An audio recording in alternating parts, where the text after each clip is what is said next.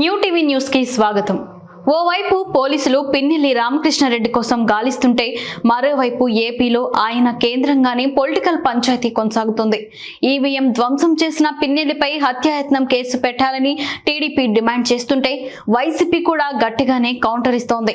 ఇక ఈ ఘటన సమయంలో విధుల్లో ఉన్న ఉద్యోగులపై వేటు వేసింది ఎన్నికల సంఘం.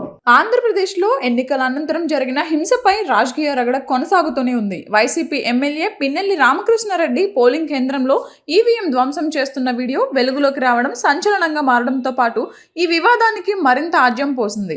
పిన్నెల్లి వ్యవహారంపై స్పందించిన ఆంధ్రప్రదేశ్ ఎన్నికల ప్రధానాధికారి ముఖేష్ కుమార్ మీనా పోలింగ్ సందర్భంగా మొత్తం 9 చోట్ల ఈవీఎంలు ధ్వంసమయ్యాయని అన్నారు. అందులో 7 మాచర్ల నియోజకవర్గం పరిధిలోనే జరిగాయని వెల్లడించారు. పిన్నెల్లిపై వేర్వేరు సెక్షన్ల కింద కేసులు నమోదు చేశామని మీనా తెలిపారు. ఇక ఘటనపై అధికారులపై చర్యలు షురూ చేసింది ఎన్నికల సంఘం. పాల్వాయ్ గేటు పోలింగ్ స్టేషన్లో విధులు నిర్వహించిన పోలింగ్ అధికారి సహా ఇతర సిబ్బందిపై సస్పెన్షన్ వేటు వేసింది.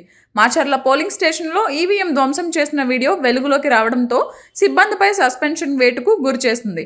పిన్నెల్లి రామకృష్ణారెడ్డి బూత్లో అడుగుపెట్టిన సమయంలో అక్కడ ఉన్న పోలింగ్ అధికారి సిబ్బంది పిన్నెల్లిని అడ్డుకోకపోవడంపై చర్యలు తీసుకుంటున్నట్లు ఒక ప్రకటనలో తెలిపారు.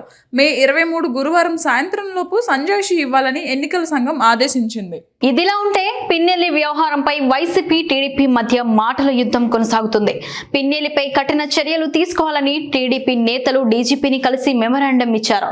పథకం ప్రకారం పిన్నెల్లి దాడులు చేశారని ఆరోపించారు. పిన్నెల్లిపై హత్యాయత్నం కేసులు పెట్టాల్సిన పోలీసులు నామమాత్రం కేసులు పెట్టారన్నారు. పిన్నెల్లిపై హత్యాయత్నం కేసుతో పాటు అనర్హత వేటు వేయాలని డిమాండ్ చేశారు. టీడీపీ వాదనకు వైసీపీ కౌంటర్ ఇచ్చింది. ఈవీఎం ధ్వంసంపై మాట్లాడుతున్న టీడీపీ నేతలు అంతకు ముందు జరిగిన ఘటనలపై ఎందుకు మాట్లాడడం లేదని ప్రశ్నించారు. పిన్నెల్లి వీడియో ఫేక్ వీడియో అన్నారు మంత్రి అంబటి రాంబాబు. ఈసీ కంట్రోల్లో ఉండాల్సిన వీడియో లోకేష్ ట్విట్టర్లోకి ఎలా వచ్చిందో చెప్పాలన్నారు. పిన్నెల్లి తప్పు చేస్తే చట్టం చూసుకుంటుందన్నారు. రాష్ట్రంలో అనేక చోట్ల ఈవీఎం మిషన్లు పగలగొట్టారని ఎన్నికల కమిషన్ చెబుతోందని, కేవలం మాచర్లలో మాత్రమే వీడియో ఎలా బయటకు వచ్చిందని వైసీపీ ఎమ్మెల్యే కాసు మహేష్ రెడ్డి ప్రశ్నించారు. పాల్వాయ్ గేట్ పోలింగ్ బూత్ లో మొదట తమ కార్యకర్తలపై దాడి జరిగిందన్నారు. పిన్నెల్లి దాడి ఘటనకు ముందు ఏం జరిగిందో వీడియో బయట పెట్టాలన్నారు. మాచర్ల, గురజాల పోలింగ్ సర్లపై కోర్టును ఆశ్రయిస్తామని కాసు మహేష్ రెడ్డి తెలిపారు. మొత్తానికి ఏపీలో హింసాత్మక ఘటనలపై కొనసాగుతున్న రాజకీయ రగడ ఇప్పుడు పిన్నెల్లి ఎపిసోడ్ వైపు మళ్లింది. రాబోయే రోజుల్లో పిన్నెల్లి కేంద్రంగానే రెండు పార్టీల మధ్య మాటల యుద్ధం సాగే అవకాశాలు కనిపిస్తున్నాయి.